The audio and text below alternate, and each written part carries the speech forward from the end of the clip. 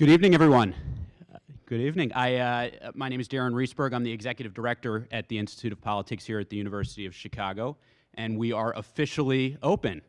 So I think it's very exciting for all of us. We had a number of fantastic events and student opportunities over the course of 2012, but we did officially open our doors at the beginning of the winter quarter of 2013, and we really would welcome all of you, students and friends of the Institute alike, to come to our new home at 5707 South Woodlawn and visit with you. It's really a tremendous space, and we'd love you to see it with us. The winter quarter there's only been a week into the winter quarter, and already it's been an exciting quarter for the Institute and for our students. We had an opportunity to take a group of students down to Springfield to see 2 days of the lame duck session, and they had an opportunity to meet with legislators on both sides of the aisle, to meet with policymakers, advocates, and learn a bit more about some of the pressing issues in Springfield, including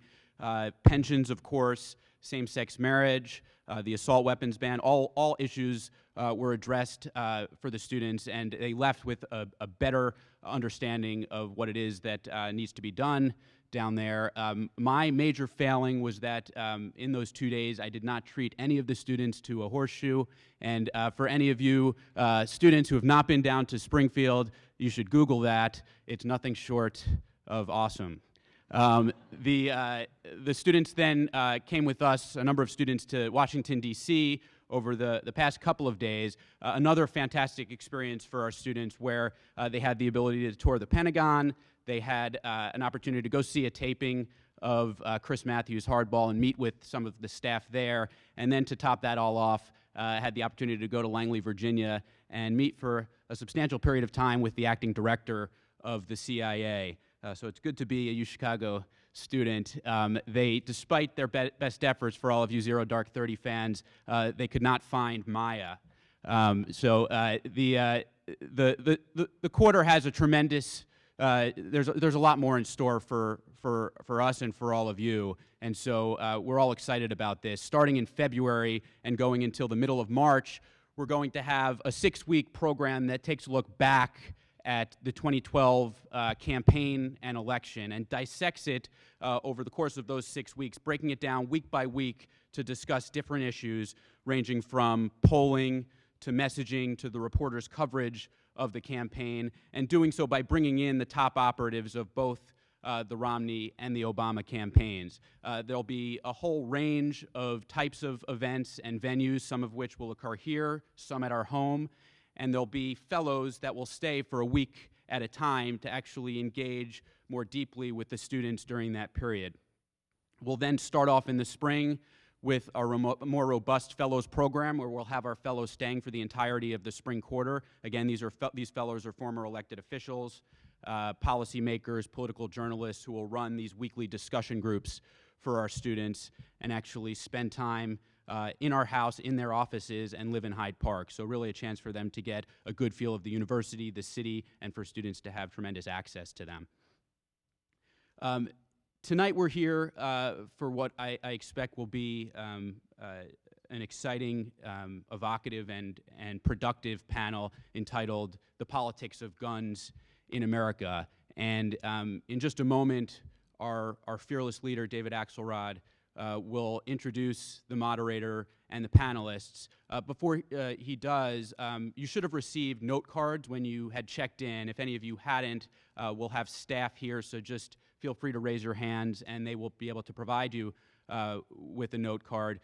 Please write any questions that you might have for the panelists down on that note card, and staff or ushers will be around later in the program to pick those up so that they can be addressed, or some of them could be addressed at least during the question and answer period. And to that end, this goes without saying, but robust yet civic discourse is a hallmark at the University of Chicago, and we just ask that you support those fundamental values, both in listening to the panel as well as the question and answer session that follows.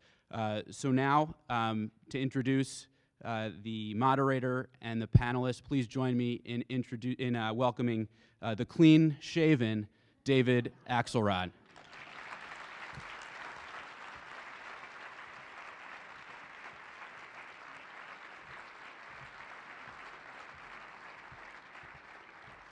So the first thing I want to do is thank Darren for the splendid job that he did. We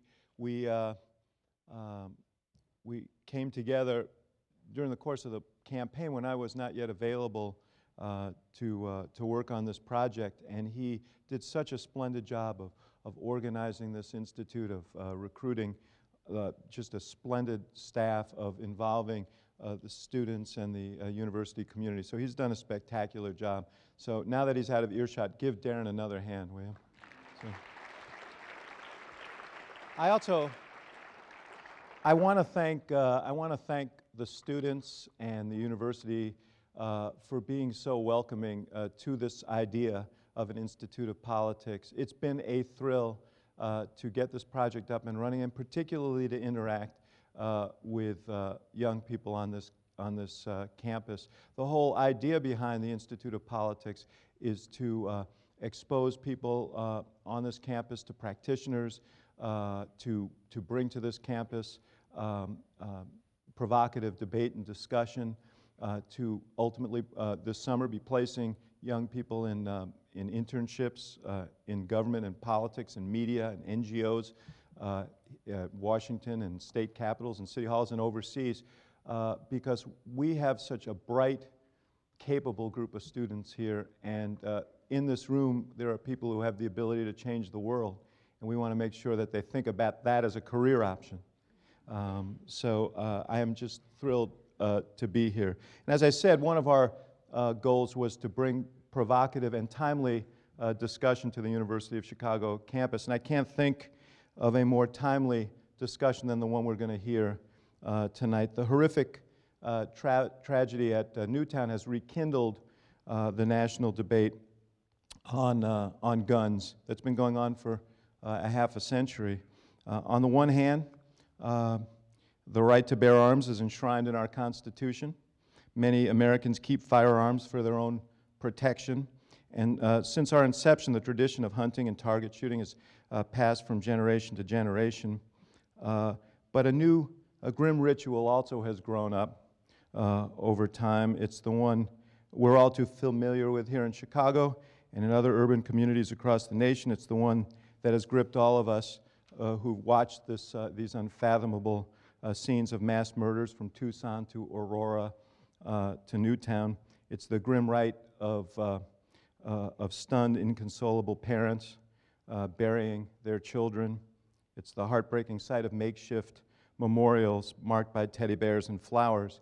The homicide rate with firearms in our country is 20 times larger than in any other, greater than in any other industrialized nation. All Americans grieve these losses, yet we can't seem to agree on what to do about them. And even when we do, the political system seems incapable of responding. In a country with with 300 million firearms already in circulation, nearly one for every man, woman, and child, how do we safeguard our rights and traditions and our children? Is the answer, as one gun rights proponent said recently, to arm the good guys, or are there steps we can take and should take that would actually make a difference? This will be the debate in Washington tomorrow when the President unveils his package of proposals, and it is the discussion we'll have here at the IOP tonight. And with us to help sort this out, or leave us out of sorts, is the mayor of the city of Chicago, Rahm Emanuel, who's on the front lines grappling with the challenge of gun violence. The mayor has a long history with this issue, having served as President Clinton's point man in 1994 on the passage of the now expired assault weapons ban, and as a leader of Congress after that, that was reticent to revisit such laws. Steve Latourette, a Republican from Ohio, recently retired from Congress. In his 9 terms, Congressman Latourette carried an A rating from the National Rifle Association for his positions on gun issues. Steve Chapman, an old colleague of mine from the Chicago Tribune, syndicated columnist and editorial board member, has written a series of columns questioning the efficacy and appropriateness of additional gun control laws. And Jens Ludwig, who has many titles around here, but for purposes of this discussion, the one that counts, he's the director of the University of Chicago Crime Lab, and he was eager to point out that this is not Quincy, he's not looking at hair samples and so on. This lab examines issues related to crime, and he's done intensive work on gun issues. And to lead this discussion, we're honored to welcome one of America's most distinguished journalists, Tom Brokaw. For 2 decades, Tom hosted the NBC Nightly News, and he's covered many of the most significant stories of our time. He's an award-winning author of books, including The Greatest Generation, and he is an enormously generous and impactful citizen, traveling this country and the world on behalf of myriad causes. Ladies and gentlemen, please welcome our panel to discuss the politics of guns in America.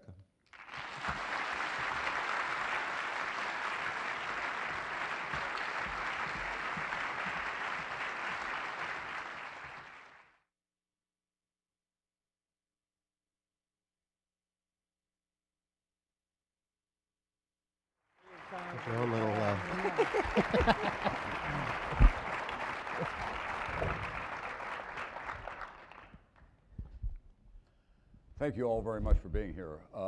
I've been in this business for a long time, a half a century. And there are occasions in American life when one issue kind of galvanizes the country. And it seems to me that as we begin this year, that guns, violence, and their place in American lives have suddenly electrified the country. It's a discussion not just at the University of Chicago and a lead institution as this is, but on the main street of the small towns in which I grew up in the Great Plains of America in South Dakota and Montana, in the big cities of not just Chicago, but Los Angeles and Houston and Dallas and other places. We are in a kind of dark way, a unique society in terms of the place of violence in American life, and especially the place of guns. Now, I want you to know something about me. I've grown up with guns. I got my first gun when I was 10 years old. It was an extraordinarily important ritual for me, for my father to give me my first .22 lever action. It had been in the family for a long, long time. And hunting was a very important passage for me. Thank you. And it continues to this day. I still have a collection of guns at my ranch in Montana, where Rahm has been. I'm not a big game hunter, but I have guns that can be engaged in that. I'm primarily what they call a shotgunner. I'm a bird hunter. And as a shotgunner, you eat what you kill when you can heat them, and when you can find them and shoot them. So I have been in the midst of this culture for a long, long time, and I find myself in my journalistic role as a kind of an intersection in America, because I know the kinds of weapons that we're talking about, and I also know the consequences of pulling that trigger and what happens when you do. Moreover, when I left the Great Plains as a journalist, I immediately went to the urban areas. I went first to Omaha and Atlanta, then to Los Angeles, and spent a lot of time in Watts and Washington, D.C. And in the course of my career, I have been utterly vexed by our inability as a civil society. A nation takes such great pride in the rule of law to, in some way, to come to grips with the place of guns and violence. And before we begin this discussion, I'll just tell you one very personal anecdote. 3 days before the Sandy Hook shooting, I was in Denver, Colorado on personal business. And I was driving through the Denver suburbs. And I passed into Aurora, Colorado, and saw the sign and thought to myself, as journalists often do, oh my God, this just disappeared from our landscape. It happened not that long ago, in which a young man, now appears to be utterly deranged, went into a movie theater and began shooting down people with an assault weapon. And it went away. It was not part of the presidential debate. It was not part of the fabric of our lives. It was not part of the daily journalistic diet. So on that Wednesday night, I emailed the producer of the Meet the Press show that was coming up on that Sunday, in which they would be talking about big ideas that America needs to be thinking about. And I said, you should put shooting at the top of the list. We have been through Aurora, the Sikh temple, the Oregon shopping mall. Think about this. This is before we got to Sandy Hook and Newtown. We'd had a time of absolute carnage in America, to say nothing of what was going on in the city of Chicago and in most urban areas around America. 506 homicides in Chicago alone. So we have a lot of issues before this country as we dive now into the 21st century. But it seems to me that we have no more important issue at the top of the agenda than to decide who we are and what kinds of cultures we want to pass on to our children in the use of weapons, in the place of violence, and their ability to deal with this in some kind of a rational fashion. I can't think of a better group of people to talk about all that tonight, so I'm very grateful to have all of you here today, and it was important to me to be able to make the trip from New York out to Chicago, and I have to go back tomorrow because I feel so strongly about it. Let me begin with our two political figures here. Rahm, are we at a tipping point? Do you think that Newtown changed things? Yes, and a small no, and here's why. Yes, you're at a tipping point. There's no doubt that we have a better discussion and a greater concentration. When I was the point person for President Clinton in passing the Brady bill, which was in the late part of November of '93, and then the assault weapon ban in the House in the spring of '94. It was those two bills were very focused on criminal access. President Clinton's gun legislation post-Columbine did not pass. So the notion that everybody should rely on, quote unquote, the energy and force of Newtown, I would caution not to do that. It's galvanized the country to have an honest conversation and look internally and have a serious conversation. But Brady bill and the assault weapon ban were done without, quote unquote, a Columbine or what happened in Virginia, any of those incidents. I do believe, just in the last 4 years, or I would say the last 8 years of politics, what happened there has made all of us have a discussion that has been sitting on the sidelines or on the periphery of politics to be focused, and it's obviously tomorrow morning the president's going to introduce his legislation or his package and then decide what legislatively he's going to do, what he's going to do by executive order. But we are at a tipping point to have a discussion that's been postponed, delayed, or for whatever reason hasn't happened. But my small kind of flashing yellow light of caution is when you think of the last time we really had success, which goes back to '93 and '94, those were pre-Columbine. When the president had Columbine, his entire package fell flat. Congressman, you had an A rating from the NRA. Right. And you actually voted for reducing the waiting time for buying a weapon from 3 days to 1 day. Right. Do you think that we're at a tipping point, that there will be some kind of a seismic change? Yeah, I do, but since the topic is the politics of guns, I would add as a parenthetical to the mayor's observation that a lot of people widely credit the 1993 crime bill for the reason that the Republicans took the majority for the first time in 40 years. And so it really has a lot to do with the, with the politics. And I'm very grateful to be at the University of Chicago. Just another note that I think only in Chicago could you have something called the non-partisan, bipartisan Center for Politics with David Axelrod and Rahm Emanuel, but that's a whole different story. We actually come back as bipartisan in this city. Oh, you do? And it's true. If you go so far to the right, you basically come back and hit the left. But I think the conversation's changed since Newtown, and I will tell you that, and this goes to, I don't care whether it's the gun discussion, the fiscal discussion, or anything else. At this moment in time, you have Republicans, and I happen to be one of them, that have the A rating with the NRA that would be more than happy, and there are a lot of Republicans that are more than happy to sit down and begin to have the conversation about guns. But it has to be the right conversation, and it can't be one of these situations where there are some people in the country that don't want anybody to have any kind of gun. And so there can't be an overreach. And what we get in these political settings sometimes is one party or the other sort of feels their oats and says, man, I got that guy right where I want him, and so I'll get everything that I want. This isn't an everything that you want situation, because if you think about the shootings that you referenced, all but one were committed by a disturbed white male in their late teens or 20s. And we're not talking about banning disturbed white men. And so it has to be the right conversation that actually makes a difference and makes sure that it reduces violence, not just makes a political statement.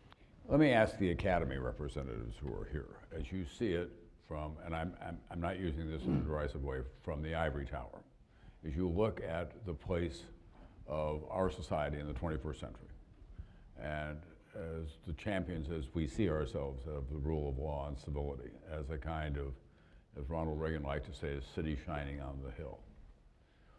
What befuddles you most of all as you look at this debate about the place of guns and violence and the Second Amendment in America? So I think one of the most interesting things for me to see with the discussion is the idea that comes up over and over again about the futility of efforts to regulate guns. I think the one statistic that most people, or almost everybody, knows about guns in America is that we have about 300 million people and about 300 million guns. And that leads lots of people to just throw up their hands and think anything we do on the regulatory side is futile. I'm actually not that pessimistic myself, and I hope this is one of the themes that comes up in the public discussions as we move forward after the president announces tomorrow, for two reasons. One thing that's really important to keep in mind with guns in America is that they are very concentrated and very sedentary. So about 10% of all the people in the United States own about 80% of the guns. They're mostly middle-class, middle-aged people living in rural areas, and they hold on to their guns for a long time. On the other hand, most of the people who engage in crime are teens and young adults. And most criminal careers are short. And so one of the things that means is that there's always a new generation of young people who are trying to solve the problem fresh of getting their hands on guns. And I think one way that you could think about the challenge here, or the situation here, is you could think about the United States being just like a giant bathtub filled with 300 million guns. We don't need to worry about the entire tub. We just need to worry about the drain. That is, we just need to worry about the few million guns that are changing hands every year and trying to divert them away from the high-risk hands. I think the one other thing that I want to mention for the conversation right now is we have a bunch of stuff going on at the federal level, and we have a bunch of states trying to innovate on their own. And I think one of the things that's important to keep in mind here as well is, aside from Hawaii, no state is an island. And what every state is doing on the gun regulation side is relevant for what happens in other states as well. And the city of Chicago, the state of Illinois, we have among the more restrictive gun laws in the country. My family lives in New Jersey. I drive out there every Thanksgiving to see them. Nobody stops me at a single state or city border as I go. This porousness of city and state borders means that there are reasons to think that the national regulation on this side is going to be even more meaningful than what happens at the state and the local level. And so this really does seem like a very big moment in this discussion right now. Ron. I wanted to underscore one point to that. While you drive to New Jersey, you're going to go through Indiana. Oh, stop. Okay. 58% of the guns that we pick up in crimes in the city of Chicago come from outside the state of Illinois. And to underscore that point, which then it does get to what Steve said a little earlier, and that is, you can have a discussion and you can have a set of policies, but we're going to be as good as our national common, setting a floor with national legislation. That's right. And if California wants to exceed it for whatever reason, they'll go farther. But that national discussion, and it's one of the priorities, I think, in the legislation tomorrow, and I think you could get bipartisanship on it. When the background checks were set up, because of what happens at gun shows and everything else, 40% of the guns that are traded or bought are not covered with any background 5-day waiting period. That's not a loophole, that's an exemption. And that has to be dealt with, so you create a national floor that's comprehensive, so what happens in Indiana doesn't flood the city of Chicago, the city, or the Cook County. And it's essential to underscore that point. Well, if I could, it needs to be a national fix, and there has to be federal preemption, because the patchwork of states or cities acting by themselves is not effective. I mean, I went to the University of Michigan because the drinking age was 18, and it was 21 in Ohio. And so... That explains a lot now. And I was still a Republican then, but so... That also explains more. So you can't have a hodgepodge of patchwork. What do you think the chances are that some of the state laws will withstand the federal test in the judiciary? That, for example, New York has just passed some very stringent laws in which, for example, mental health workers are required to report to the authorities if they are suspicious of someone who may be a danger to society. And they've cracked down on the place of assault weapons and automatic weapons in the state of New York. It is, after all, a Second Amendment of the federal Constitution. Is that going to withstand the kind of test that a lot of people will make legal challenges to? Steve, do you want to take this or Steve? want me to take it? I think it's pretty hard to know at this point what will stand up to the Supreme Court review and what won't. We just had a ruling from the Seventh Circuit Court of Appeals in Chicago that the Illinois ban on concealed carry is unconstitutional under the Supreme Court's recent Second Amendment decisions. A federal appeals court in New York took exactly the opposite view. If you go back and read the Supreme Court decisions in Heller and McDonald, the two really important ones,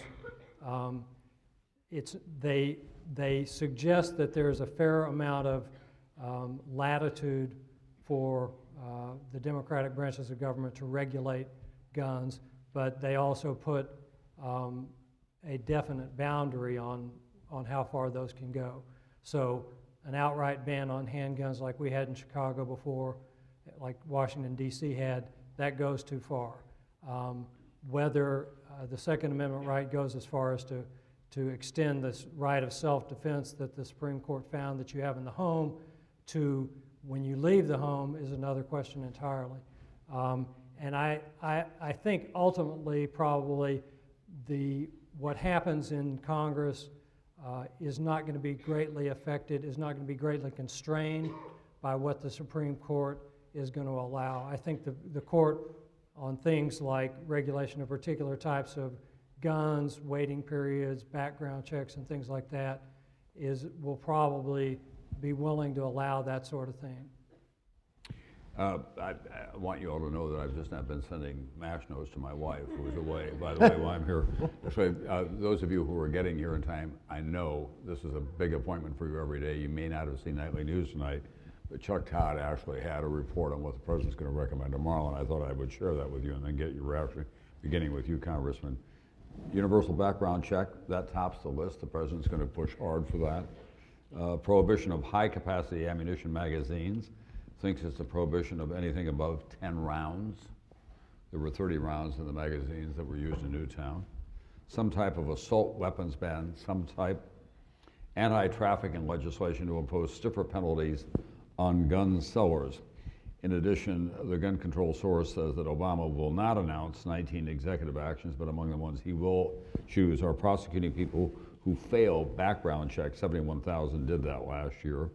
They lied on their background check. Reinvigorating federal research of firearm deaths and crimes. Also, the recommendations will include more work on mental health, school security, although not arming guards, and increasing funding. And entertainment video games, although the source does not exactly what that means. That's a whole other situation that we'll get into here in a minute. What do you think the chances of what we've seen here as an outline getting through the body that you just left, Congressman? Well, slim and none. and it's really why I was talking about overreach. And let me talk about the Democrats for just a second, because Harry Reid talked about the assault weapon ban and the chances of his being able to get it through the United States Senate, which is controlled by the Democratic Party and the Democratic majority. He said it ain't going to happen. And so if you look at the red state senators who were up for re-election in North Carolina or out west or down south or wherever they're from, I don't think he can lift it. And that's what I'm talking about in terms of overreach. If this was something where you said, close the loophole on gun shows, catch the 40% of people who are going into the shows and escaping and buying guns if they're mentally disturbed, and we should catch that. And reasonable restrictions. The problem in the Heller case and what D.C. was doing is they said you couldn't have a gun unless you registered it, but then they wouldn't let you register it. I mean, that's an effective, you can't do it. And that does in fact go too far. And so if it's a common sense, and you know, quite frankly, I don't know why 10. I mean, I don't know why somebody needs 10 bullets, let alone the 30. So 10 doesn't seem like some magic number to me. And again, to the gun owners, that sounds like something somebody made up, 10. So I think that the president's executive orders can be accepted by the Republican Party, and if they did the incremental approach of background checks and closing down nutty people buying guns, you could get there through the Congress. Is that what you meant by clearing the table of the small items and then getting to the big items? Yes. In 93 and in the Brady Bill of 93, and in the assault weapon, the Brady Bill was about a 5-day waiting period to do a criminal background check. The assault weapon ban was about the guns of choice of gangbangers. It was all about criminals. And so what my view is, whatever you can do by executive order, take care of it. Now, executive order is not as good as legislation, but if you can do it, do it. And make this focused on both the criminal access. I think it would withstand both court. It will also marshal public opinion. As you get away from that, or you start to move away from the center of gravity from that, you start to get fray into the politics that can get this thing jammed up, literally. I do think one is, well, there isn't nothing, not to argue with Steve, but I will, but there isn't nothing magical about 10. But I will say this, and Mike Thompson, who I did a forum with yesterday, who's a congressman out of Northern California, also a gun owner, who's leading the Democratic effort in the House. There's federal legislation today as it relates to shotguns that is a clip that is a ban no more than 3 at any one time. We are more protective of ducks than we are kids. It's a federal legislation that it covers Alabama, Mississippi, Southern Illinois, all parts. So if 10 is not magical, I'm willing to go to 3 as a clip, so we're there. But that said, because the clip does change, the assault clip changes the type of gun. Right. It dramatically changes it. 2, I do think a comprehensive background check that deals with criminal activity would be essential to anything closing on that loophole. Obviously, the seller pieces you can do. I do think I would put, usually people think about executive orders, something the president would sign. I think he has to direct the Attorney General as a measure of each U.S. attorney, what they're doing on gun prosecutions. We have a U.S. attorney position here in the city of Chicago. It's opened up. Our gun prosecutions as a city, compare it to other kind of U.S. attorney position, lags other ones. There should be a standard, and they should be measured and have to report, and that is within the executive authority, because you have gun laws that sit on the books and do not get prosecuted, while we're adding other ones, and we should add other ones. So I would put the prosecution and holding the U.S. attorneys to a standard as part of the executive authority of what a president can do. I want to share with the audience just the kind of passion that exists on both sides of this debate, and I'm sure that many of you are aware of this. Let me just do something about this audience. I'd like to know, how many of you have ever fired a gun? More than I would have expected. How many of you own a gun? Fewer, obviously. How many of you feel strongly about your right to own that gun without conditions? A few. Let me share with you what Stan McChrystal, who was effectively a lifetime Special Forces officer for the United States. Most of you know who he was. He was the man who lost his job as a result of some intemperate remarks, mostly made by his staff when he was running the war in Afghanistan. Second generation military man. I think Rahm agrees with me, kind of best of breed when it comes to a military figure. A great national asset, without a doubt, and great human being. Here's what he said on television last week. I spent a career carrying typically either an M16 or an M4 carbine. The M4 carbine fires a .223 caliber round. It's about that big, by the way, which is this is how they talk in the gun business, 5.56 millimeter at about 3,000 feet per second. When it hits a human body, the effects are devastating. It is designed for that. That's what our soldiers ought to carry.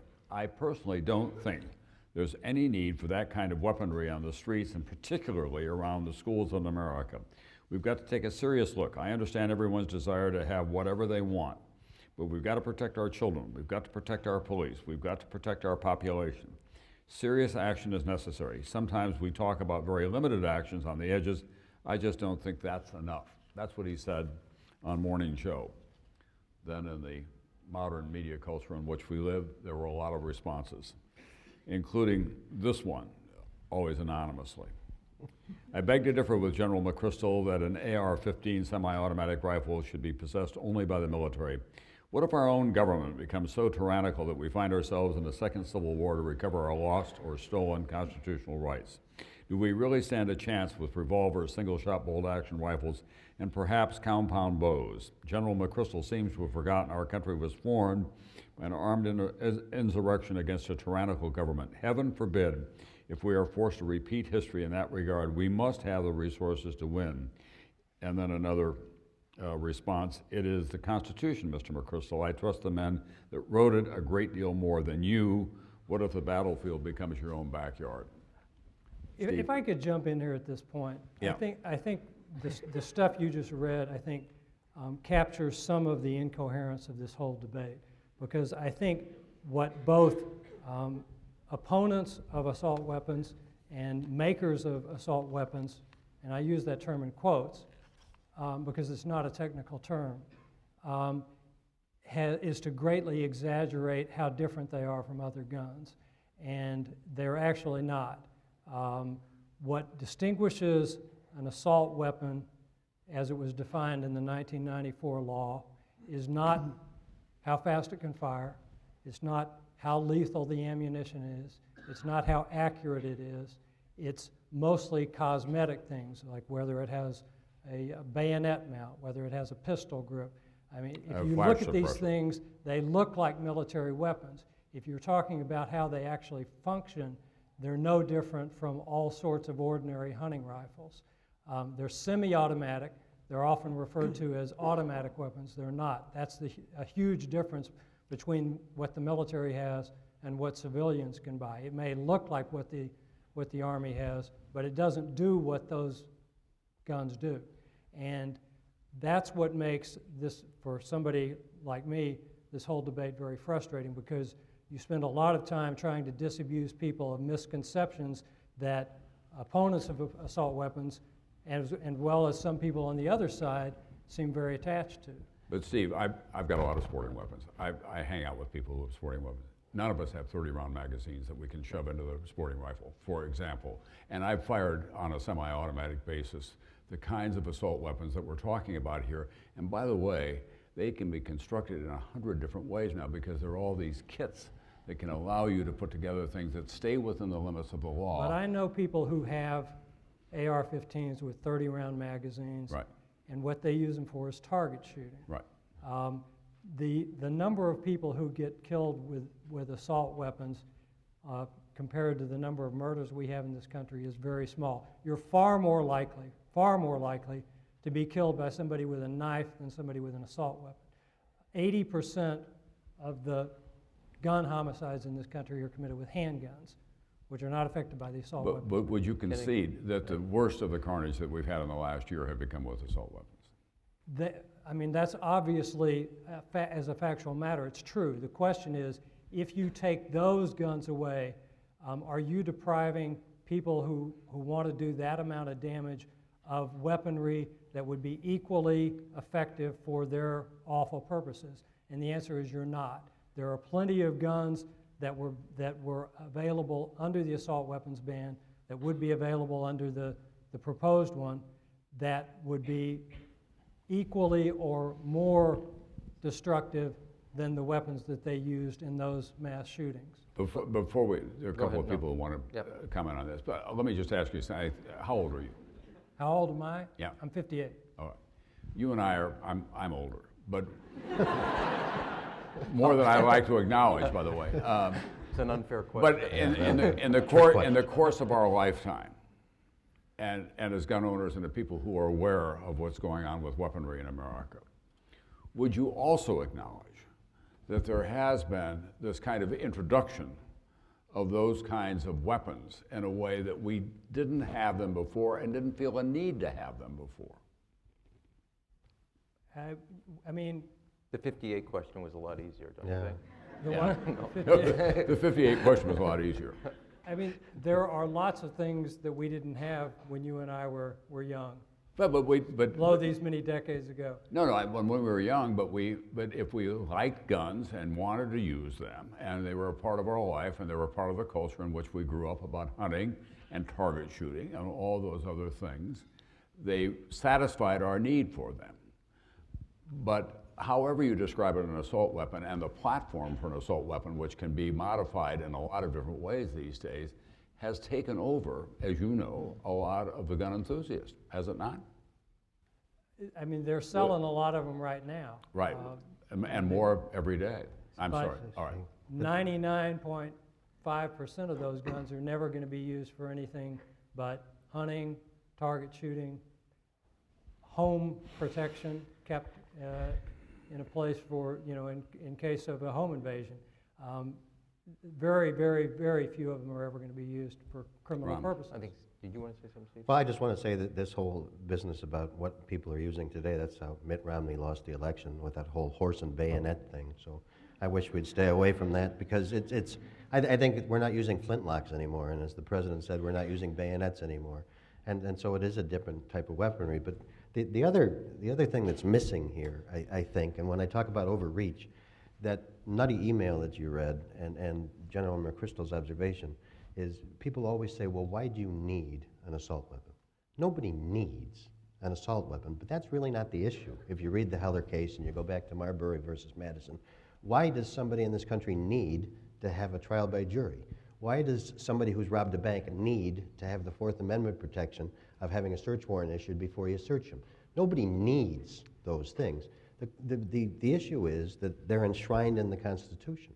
And so what you have to do is make sure that you work with what the Supreme Court has said, and the Supreme Court has said that the right to bear arms, it's an individual right, first of all. This militia business is crap. But first of all, but second of all, you can have reasonable restrictions. And so the path forward for responsible legislators is to find out what the reasonable restrictions are that save lives. And this business, just to go back to 30 rounds for a second, I think the taking of one human life is a horrible thing by a crazy person. And I don't think you have to say this is bad because there's 3 people that got killed or 10 people that got killed. I think anybody who uses a gun to kill another person is let me bad. ask you a question, because part of what I did was to frame that, was Right. to say this is the response to General McChrystal, who's lived his life with those kinds of weapons. Yeah. The response is, we need those weapons to hold off a tyrannical Listen, government. I think that email That was is written not by unusual. anonymously by Ted Kaczynski, probably in prison, wrote that email. And so we can all point to the crazy people in this debate. That anonymous writer, and by the way, you should ban blogs while you're at it, because this anonymous business makes people bolder and say stupid things. That guy's stupid. My difference with you on that would be, I don't think it is as much of a minority opinion as you think it is when you go west of the Can I- Missouri. Yeah, I Sorry, don't. go ahead. No, look, just to deal with what Steve said, first and foremost, why I think whether it's at a state, I think you need it at a federal level. You need a comprehensive background check and a 5-day waiting period wherever the point of sale is. Whether it's a handgun, whether it's an Uzi, AK-47, any one of these weapons, and we can describe the pieces of it that describe what an assault weapon. I want a comprehensive background check because I don't want any criminal access to those guns or whatever type of gun they get. That's what a federal piece of legislation, and I think when it comes to responsible and what the court said, that would stand constitutional muster. I also believe it would pass the political test of can you build a bipartisan majority. And that would fundamentally tighten up a lot of part of loose ends that every law enforcement officer, regardless of suburban, rural, or urban, would want today, number one. Number two, Steve, you are correct in the sense of the attributes, but the Uzi that's defined as an assault weapon or semi-automatic was designed as a mission for the battlefield with sight alterations. It's now out on the streets in any urban area. And last week, just here in the city of Chicago, because of good police work, we pulled an assault weapon off the street, wasn't used, it was good police work, and it doesn't belong here. Right. And when you change the assault magazine, whether it's 10, 9, 15, whatever the right number is, you change the capacity. Right. Now, I agree with you how we define the attributes was actually, to be truthful, go back to '94, was also a way of passing the legislation We had an exemption there because it was required to get the bill done as it relates to imports.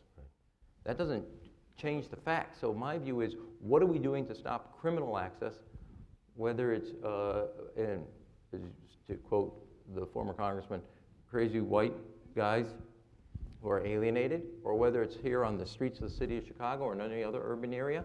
It's criminal access and the type of guns that they use that we can then create, I think, a bipartisan majority that will stand the constitutional test with this court. And it's necessary because not far from here is a hospital, a great hospital, the University of Chicago. Unfortunately, it gets used too often because we have a lot of loopholes and a lot of people getting access to guns that shouldn't happen here. And so I do think that that's how we have to do this, and we can do it in responsible ways so those who want to go hunting can go hunting. What we have to do to protect our residents, whether they're in an urban, suburban, or rural area, we can also do and help our law enforcement community do it. If I can, I'd like to move this on because I don't want to just concentrate on guns. I think that's just a component of it, by the way, that we've got a whole other issue that we have to deal here with, and that is the place of mental health and how we respond to that and how we're alert to it. It's also, is there a culture of violence in our video games and what young people have access to?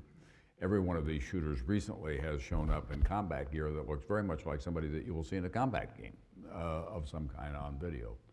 Do you have any feelings about that, about the impact of that on the, if you will, on I doubt that has any on the culture of violence? You've seen an expansion in the use of video games. They've gotten more violent. They've gotten more military. At the same time, you've had a very sharp decline in the homicide rate nationally. When I was a kid, there was talk about movies were too violent. It was driving people crazy. That was why the murder rate was going up. I don't think that you could find any connection over time between what's in the media and how people behave. The same media that supposedly makes Americans violent doesn't seem to have that effect on people in Japan or Europe. I mean, they watch the same movies, they play the same video games. It's not, if you have a culture that's basically not violent, then it's not going to make you violent. If you have a culture that has a good deal more violent tendencies than they do, it's also not going to make a difference because that's not the real problem. That's not where the impulses are coming from. I was going to just pick up on the violence in media and the mental health point. So there is some suggestive lab evidence in the research literature suggesting that exposure to violent media in a lab setting increases aggression as they can measure it in a lab setting without getting into trouble with the Institutional Review Board. It's a little hard to know exactly what that means for actual violent behavior on the outside, but the other thing that social science research has shown, which sort of complicates this a little bit, is that violent video games and violent movies have a counteracting effect, which is to incapacitate people. When really violent movies come out, crime rates tend to go down right after release because everybody is spending high-risk evening times in the movie theater. When violent video games come out, you see the same thing. So the incapacitation effect seems to outweigh whatever violence instigation impact. So we need to have one coming out every day. So what we don't know is whether you make the games and the movies a little bit less violent, whether people will spend less time engaging with those things. But I just think it's a little bit complicated on the violence side. Well, in fairness, in the Columbine case, there was a rush to judgment about the impact of violent games on those two young shooters, and then later, more detailed studies of what drove them. Turns out that one of them was more psychopathic than people realized at the time, and he drove the other shooter to become a part of what turned out to be his lethal posse. So the larger issue, it seems to me, is taking all the component parts of it. Violence in the media, a country that has had a lot of violence within its borders in the winning of the West and in what goes on in the urban areas. The availability of guns and the kind of celebration sometimes of what happens in the popular media about people getting eliminated. Are we unique in the world in our acceptance of that kind of cultural violence and the acceptance of it in our midst, in our civil society, given all that we've been witness to in the last 25, 30 years of these mass shootings in a variety of places? 1984, I don't know where Rahm was at the time. He was probably still in the 8th grade, but I remember being in San Francisco when Fritz Mondale was being nominated as a presidential candidate, and in San Diego at the McDonald's, 21 people were killed in a mass shooting. These have become kind of routine in this country to a greater degree than they are anywhere else in the Western world. So I think one of the things that's really useful to keep in mind is that when you look at, so the United States is not an unusually violent country. That is a really important point to keep in mind. When you look at the United States and you compare it to, say, the United Kingdom, we do not have lots more assaults, lots more robberies than places like the United Kingdom. The place where we're really different is with respect to our homicide rate. It's just the homicide rate that makes us very different. And almost all of the difference in the homicide rate between the United States and the United Kingdom, almost all of it is driven by gun homicides. And so I think I am not very enthusiastic about letting my 8-year-old daughter spend a lot of time watching violent video games, don't get me wrong, but I think the gun piece of this really is, to me, the most important thing that makes us so different from other industrialized countries. The point I would make with respect to that is that there is a big difference between homicide here and homicide abroad that you don't see in other crime categories. There is also a great deal of variation in homicide among the 50 states that seem to bear no relation at all to gun laws or the prevalence of guns. And I mean, Vermont has probably the loosest gun laws in the country, has one of the lowest murder rates. Illinois has relatively strict gun laws and a relatively high murder rate. So I just distinguish the two things there. I think it is true that state and local gun laws do not correlate very strongly with gun crime or with homicide rates overall. And I think that's partly because of the problem that I mentioned before about the porousness of city and state borders. The research does show that in places where there are more guns, there is a higher homicide rate. It's true that it does show that. The question is, do people get guns in response to fears about high homicide rates, or do they buy guns and then kill more people? And that's what, as I understand the social science research, it's never been definitively established. We have, particularly in the South, a general sense that people are responsible for their own self-protection and that they need weaponry to do it. And there is also a higher murder rate, higher violence rate in the South. It's very hard to distinguish what causes what in that situation. We can't isolate.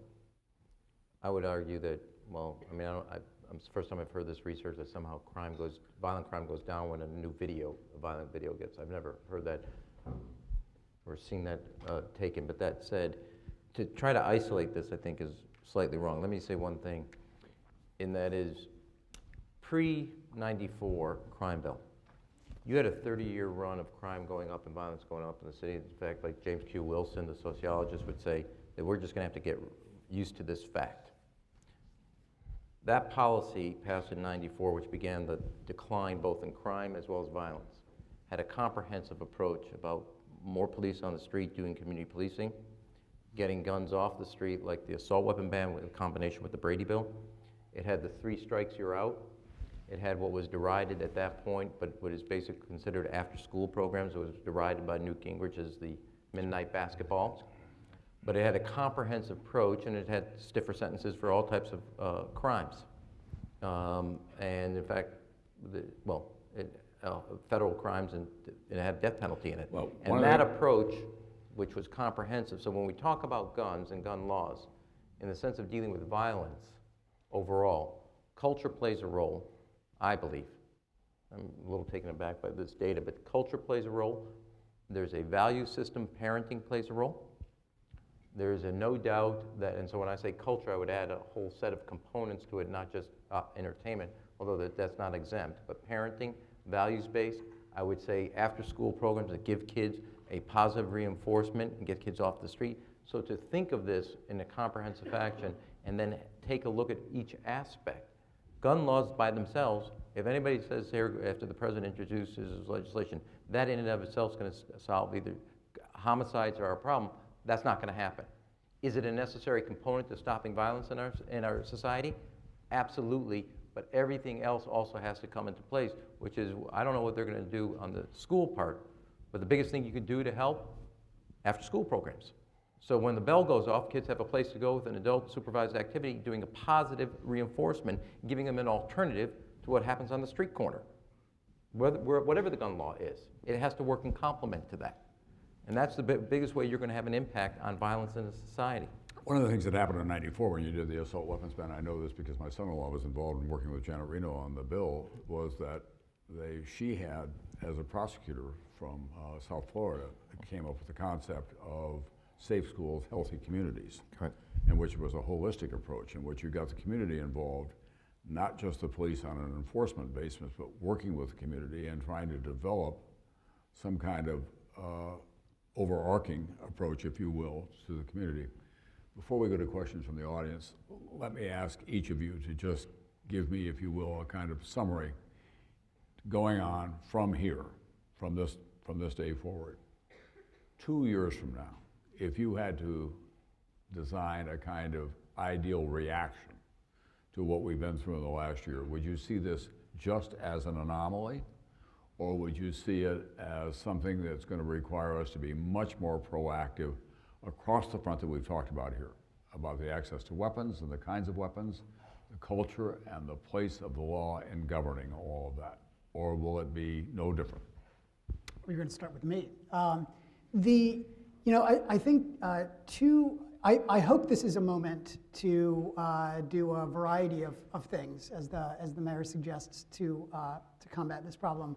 I think if there are two things that I could hope that would come out of this, if I could only pick two things to happen that would be in place 2 years from now, I'm with the mayor that the closing the, like the idea of exemption, closing the background check exemption seems huge.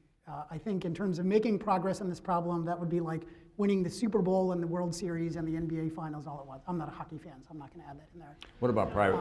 What about private gun sales? What about? Yeah, that is the ball game, is to extend background checks to private gun sales. The other thing that I really that I myself think is a huge priority in making progress on this area, if I could add one more thing, is increased federal support for law enforcement. I think this is just hugely important and underappreciated in the discussion about how to reduce gun violence, right? So I think in the near term, some of the biggest impact we're going to have in moving the needle in reducing gun violence is increased law enforcement efforts to crack down on underground gun markets and on illegal gun carrying, and trying to get the courts to support the police in cracking down on illegal gun carrying. The way that we do law enforcement in the United States right now is it's very disproportionately locally driven. Cities cannot run budget deficits, so what happens when you have something like the Great Recession?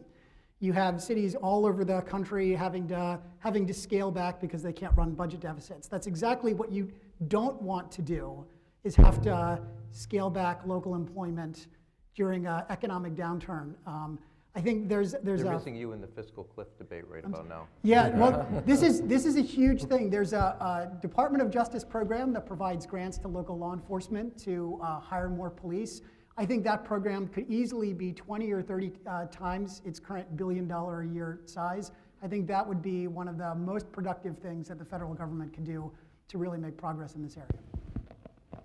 I think we agree. I think what the professor just outlined in the latter part of what he said is go after illegal gun markets. And by illegal, we're not talking about private gun sales among law-abiding people. We're talking about felons who are selling guns to felons, people who are engaged in gun sales that are illegal under any interpretation of the law. And go after criminals, people with records who are carrying guns illegally. That's been done in cooperation with the U.S. Attorney here in Chicago. It's been reasonably effective. I think the important thing is to find ways to go after the criminals here. What I'm afraid we're going to do with things like the assault weapons ban, limits on magazines, is you're going to do things that have an effect almost exclusively on people who are not criminals, who are law-abiding gun owners, and we're going to waste a lot of time and effort on things that are actually going to have very little payoff. Congressman? The closing the gun show loophole, I think, is a no-brainer that you could get both parties to vote on. But what's been left out of this discussion is untreated mental illness. And until we figure out how to reverse what happened in the 80s, when basically they opened the doors to mental institutions, and you have people wandering the streets in some instances. Some people are not taking their prescribed medications. Some people never get the medication. Some people can't afford the medication. And until we come to grips with that, but to the professor's point, not to be real partisan, but all of these issues get better if the United States Congress and the President of the United States had the courage to deal with the fiscal cliff and the budget deficit and everything else. Because the COPS program, wonderful program. All your police officers love it. As a member of Congress, you go back with a big fake check and say, Chief, I got you $100,000. The problem is that after 3 years, that police officer rolls off onto the payroll of the city. And as a result, if they're strapped, they're not happier to have them after 3 years. And so more police is exactly right, but we have to figure out how to pay for all this business. And, and we can't pay for the mental health services in the Labor, Health, and Human Services bill that are required by some of the people that are committing these crimes if we don't have the money. So, America needs to face up to problems. But if you did, even if they solved that problem, yeah. do you think that there would be common ground within the Congress to do something, to go back? Oh, absolutely, absolutely. But I will close with where I opened. The temptation today in this very, very divided nation, you're either red or you're blue. There's no purple anymore. And the temptation is to say, man, everybody's talking about the school shootings in Connecticut. This is our moment. And you go too far rather than finding the doable. And the doable is, half of America, if it's a Republican idea, they reject it. And if it's a Democratic idea, half of America rejects it. America can only come together on these important, this is a big issue. And so America's leaders need to be in lockstep on this thing and say, this is what we think is going to solve the problem. Let me say this. First of all, I believe this is going to be to your original question. The original question. We're going to look back a year and something's going to have gotten done. I'll go to what the professor said. I happen to think comprehensive background checks at all points of sale, be they at gun shows or whatever, needs to be done. I would not worry that the United States Congress will do too much. Let me just, if you're going to stay up at night and say, oh my God, Congress is going to do too much, not going to happen. How quickly we forget. How quickly we forget. Let me just rest you assured that the Congress that is about to name a very important post office is not going to go too far. Okay? The real worry is that this moment could get lost, which is why when you tack through, you got to think about the Supreme Court, you got to think of what's legislatively doable, and then you got to think of what you need to get done. And those three don't all line up. And you can't lose this moment in time because you eventually got a Supreme Court you're going to get this to. I think the most important things that you need from the law enforcement community is the background checks, is the limitation on the clips, on the assault clips. And so that to me, plus I would also do assault bans and all my wishes and that. You have to line those pieces up and then focus on that because you got to see it all the way through to the Supreme Court, not just through Congress. I will say the COPS program you're talking about was what was passed in 1994 crime bill under Bill Clinton, which put 100,000 police officers on the community policing. And it is an essential program that has been scaled back. Yes, but if, part of, I will say this to Steve, having designed the program, if a city signed on, they have to also prove post 3 years of federal support how they were going to keep that cop on the program. They so lied. the cop, Well, not this city, it does lie. well, every city except Chicago lied on the application. To add to that, how do you keep the national dialogue going? How does it not just become a kind of street fight in the streets of the House of Representatives and the Senate of the United States and between the NRA and its critics? Well, I'm not sure you're going to avoid a fight. Just because there are, let me say this. You talked about where you grew up. There is a difference between the city of Chicago, the suburbs of the city of Chicago, and what goes on in Montana where you have a home. Yeah. Okay, and we have to respect that cultural difference. But there are a lot of people who understand that difference, and why my view is politically as well as respectful of cultural differences and geographic differences, keeping it focused on criminal access is where you're going to create bipartisanship and you break down the red and blue barriers. And I would say, And then the president, I would say, Yeah. well, Go ahead, the sorry. president plays a key role, as everybody does, in keeping this a focused debate and not losing and spiking the ball once you get legislation done and go away from this. And I happen to, since he's a dear friend, I don't think that's going to happen. I think he's going to stay with this a long time. And to do the doable, I would go to the 5 or 6 senators in those red states and say, what can you do? Because without their vote, you're not going to get it done. So I would go to Mark Warner, who's not up for election, but I would go to the prior in Arkansas. I'd go to the woman in North Carolina, and I would say, what can you do to get this thing done? I'm sorry, I don't know her name. It's the Senate. He thinks it's a foreign body. Well, it is. Senate's like an old folks home. They keep the temperature up. They're all taking naps. Sorry. Steve, what do you think about the NRA position that we should have armed guards in every school? This is a question from the audience, by the way. I don't think, I think if you were going to put the resources into coming up with that many armed security people, that wouldn't be the best place to put them. Schools are, surprising as may be, one of the safest places kids can be. If you were going to hire 50,000 cops or find 50,000 volunteers, there are places where they could have a much bigger impact than in schools. Congressman, what do you consider going too far in the attempts to limit gun violence, personal liberty to own guns, as opposed to the consequences for society? Too far in what I was talking about is something that can't get 51 votes in the United States Senate and 218 votes in the United States House of Representatives and be signed into law by the President and ruled to be constitutional by at least 5 justices of the United States Supreme Court.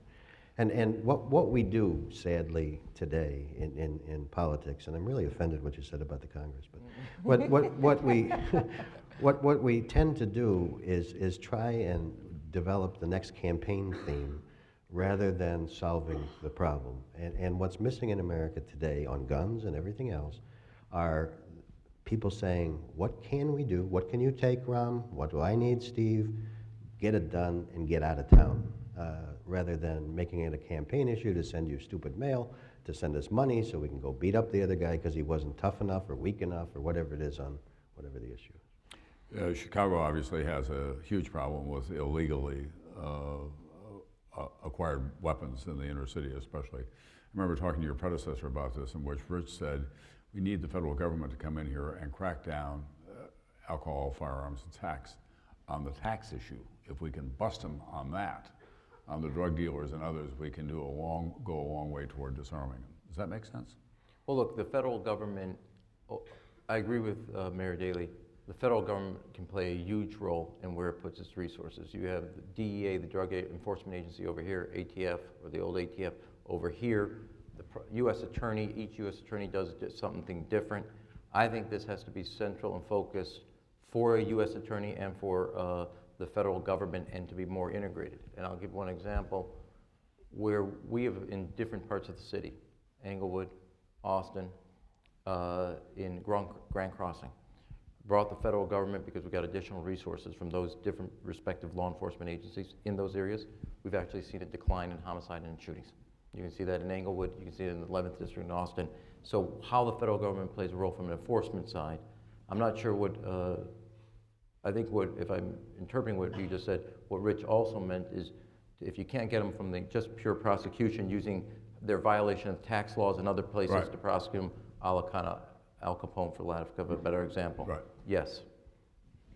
Professor, how effective do you believe that gun buyback programs could be? Do you foresee more local and state governments sponsoring them? So the research community on the gun violence issue is pretty contentious, just like the politics. The one thing that almost all researchers in this area agree on is that gun buyback programs are not very effective things to do, because the sort of guns that you get voluntarily turned in for $100 or whatever we normally pay for these things, this is like the 75-year-old widow turning in her recently deceased husband's World War II service revolver, right? That is not the high-risk crime gun. I think one of the things, a variant of that can be super effective, though.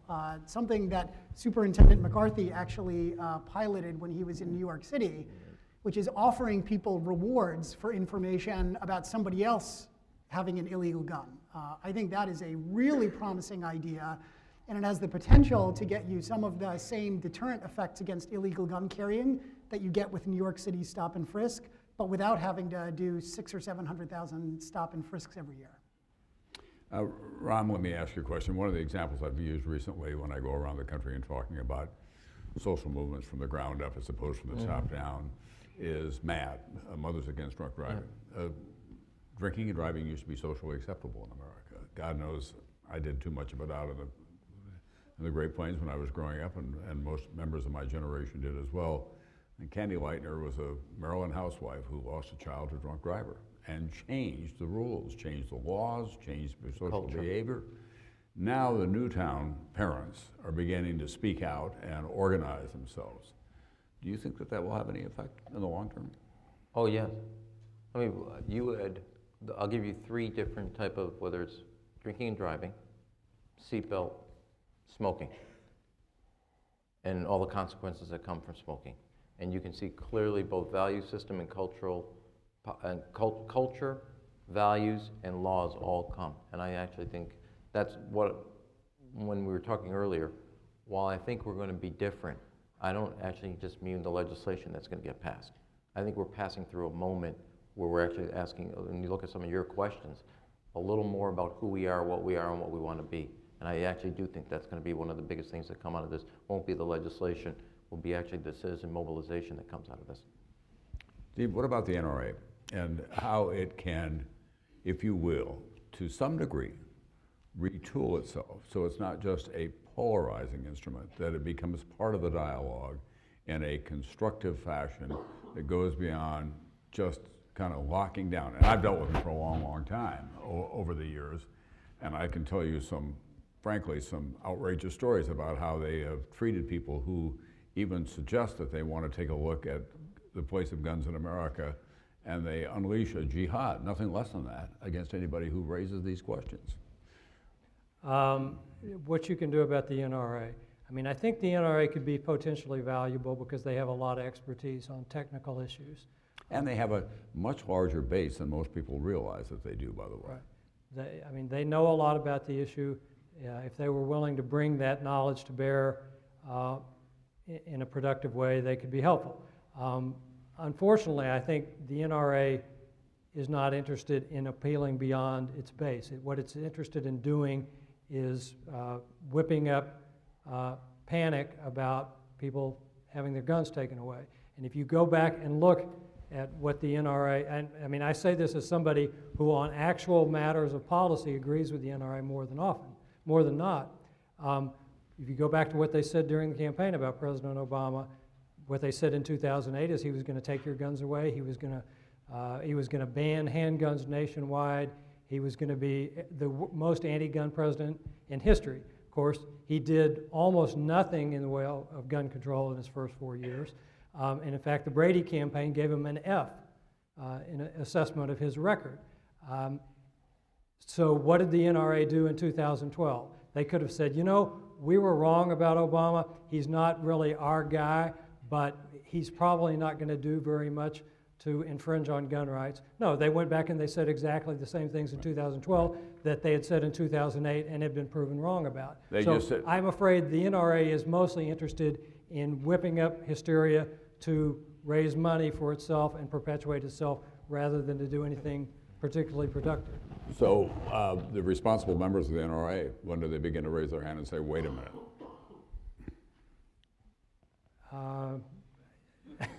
I wouldn't hold my breath on that.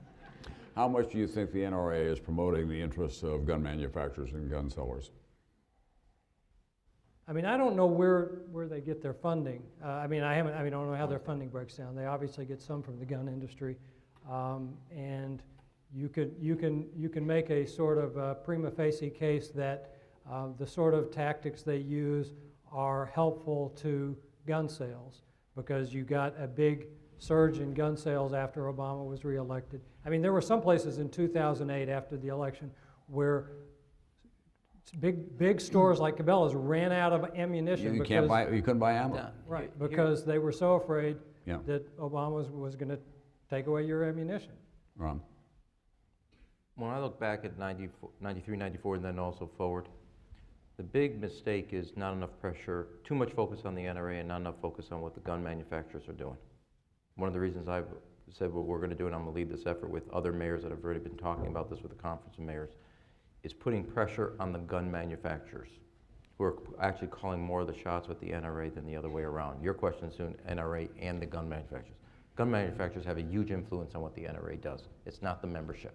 Right. The gun manufacturers are pushing and paying for them. And affecting their access to money and capital will actually begin to, in my view, is the way you're going to change what they say and how they deal with things, both the NRA, but most importantly, the gun manufacturers, who are the big people funding any restrictions or any curtailing or change in laws as it relates to access to guns by criminals. And that is who you have to go after. That is you actually have to call to the carpet and make sure that they're held accountable and deal with them that way. Because too much of this is, while the NRA has played a very influential role, they are being funded in a huge way by the gun manufacturers, and that's who actually has to be confronted and dealt with and brought to accountability. And the same thing is going to happen with the big retailers, by the way. Walmart's in play at the moment, for example. There's a lot of protest about Walmart and the sale of AR-15s or those kinds of platforms.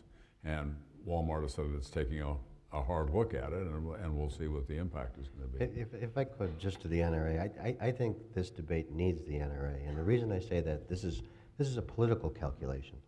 And so I'll go into a General Motors plant before we own the company, and you see all these United Auto Workers who are not predisposed to be friendly to Republicans. Right. And as a matter of fact, the first time I was running, I knocked on the door, I said, I'd rather vote for a monkey than a Republican. I said, well, I can do that for you. But they all have NRA hats on. Right. And that's the political problem Democrats have. And until you get a constructive NRA in this debate, by not attacking, saying, let's come together and solve this problem, you're never going to get Southern Democrats to vote for this bill. I think one reason the NRA flourishes and why it has so many members is because it addresses something that generally gets overlooked, which is outside of the big cities, out of the media centers, there's a sense among people that the people in the big cities really do not understand why rural people are attached to their guns and why they don't see them as this demonic force that a lot of urban politicians do. And I think the reason the NRA sustains its appeal to those people is because it addresses, it tries to bring their concerns to a Congress that may not understand those issues very well. And it sort of there's a cultural divide here, and the NRA speaks for one side of that cultural divide. Rahm? No, I think that, as I tried to say earlier when we talked about that, there are cultural and lifestyle differences, but which is why when you're trying to build a campaign effort and also have an impact on kind of the safety of any community, it has to be focused on criminal access to guns. And that's where you can build a consensus across and mentally deranged people to guns. Without a doubt. Yeah. Right. Without a doubt. And that's why I think it's and there are exemptions, let me say this, on the type of crimes that should have been, and were actually dropped when we were trying to pass the bill, that should be added back in. Okay? I mean, you have a juvenile who has been sentenced for violent crimes it was their juvenile years. Their record is exempt when they become an adult. And it shouldn't be. And that actually was dropped from the original Brady bill back in '93 in the Senate. So that to me is where you can build consensus, bipartisanship, without attacking the differences of where a Chicago, a New York, a Newark are versus a rural community, and people's kind of that cultural difference, with also though making communities safer. All communities, because what's happening is in small towns also, is in suburbs, and not limited only to big cities. But I think, I mean, the question that people, rural gun owners have is, Mr. Mayor, you've got teenage kids in Chicago killing each other with illegal guns. Why is that a reason to infringe on the rights of people like me who are not a danger to anybody?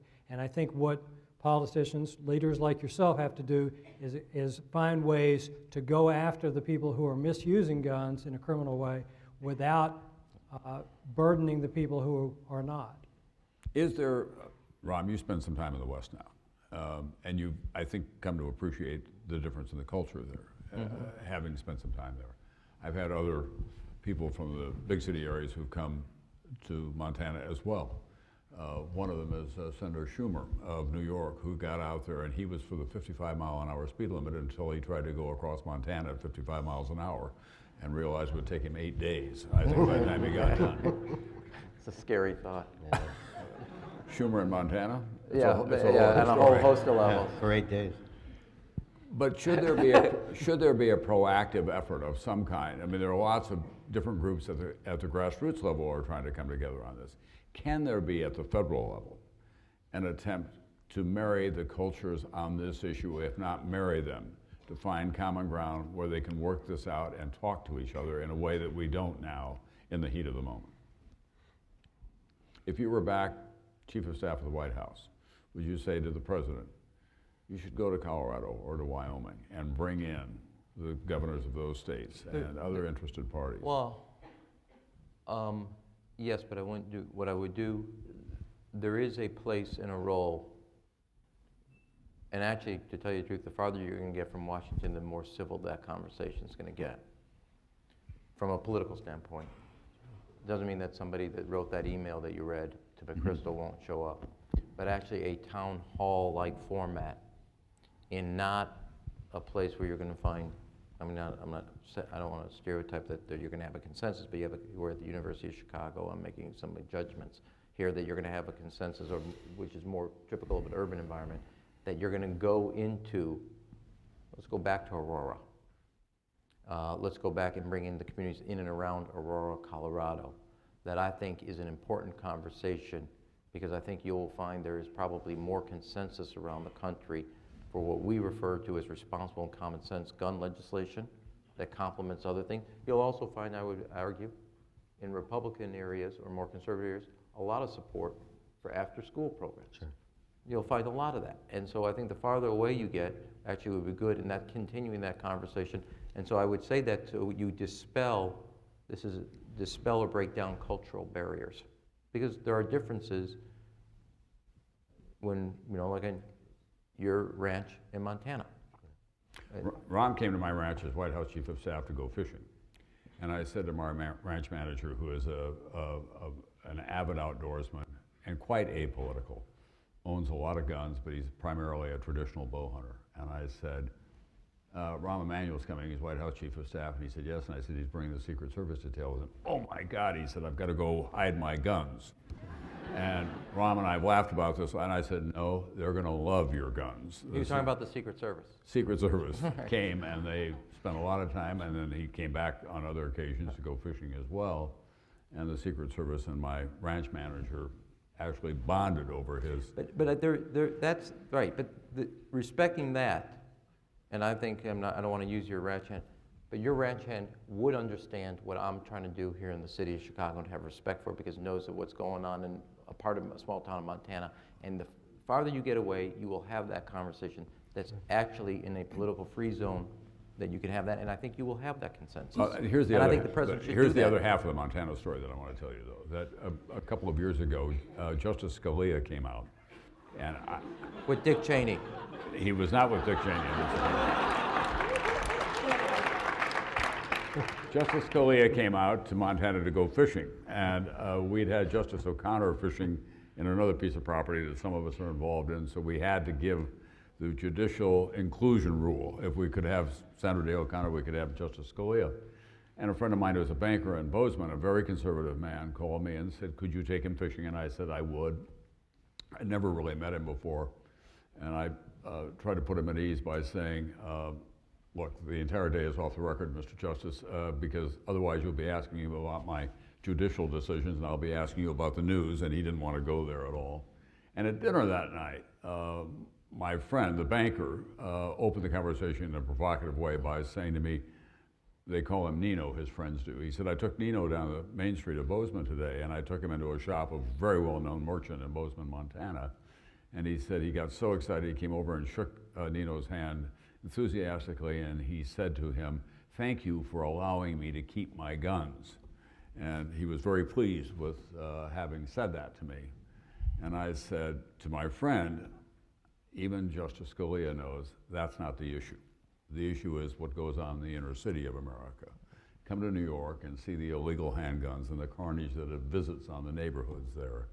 And Justice Scalia said, that's the issue, and that's a very tough one for the society to resolve. So those are the fissures in American society as you go across the cultural landscape that I think we all have to work a lot harder at.